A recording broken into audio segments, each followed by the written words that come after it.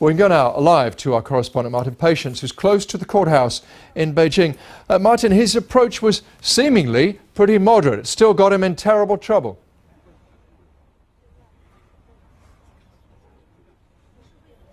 Well, that's right, it was pretty moderate, and he's currently being tried in the building just behind me. You might be able to see, Mike, there's been a heavy police presence. In fact, I was pushed up this street about an hour ago by 3 policemen. That said, now it seems to have calmed down, but Xu Zhiyong was working within this system. He wanted China, the Chinese institutions, to push through the rule of law. But, well, Mike, as you can see there, we're having some trouble here from the police. They're pushing the camera away. Why are we not allowed to film outside? We're not being allowed to film outside the building. I'm just staying with you. Excuse me. This is the kind of trouble you get covering Chinese trials in China. It's incredible, the harassment and intimidation. That trial is going on. We don't know what's happening there because diplomats aren't being allowed into the courtroom. And as you can see, outside journalists are getting harassed. Just about an hour or so ago, I saw some activists.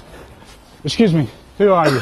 And you've got undercover thugs. What often happens in China is you get men dressed like this.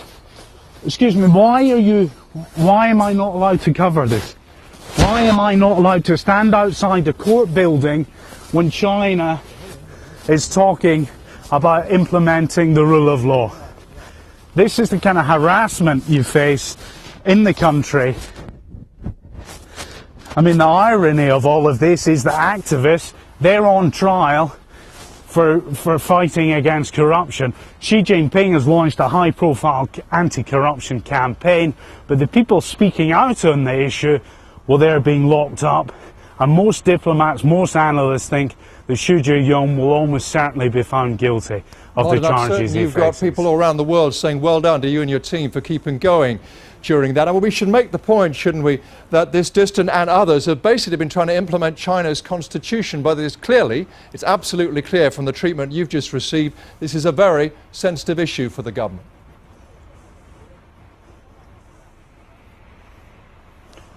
Well, it's a hugely sensitive issue, and I think the reason it's sensitive is because they've organised. They've been carrying out guerrilla-style protests, holding up banners, calling on President Xi Jinping to make officials publicly declare their assets. Now, the authorities acknowledge that this is a huge problem, but the point is the ruling Communist Party wants to do it in its terms. It wants to control the narratives, and as soon as people start organising outside of the system, well, they very, very quickly run into trouble. They face the kind of harassment that you just saw a couple of minutes ago.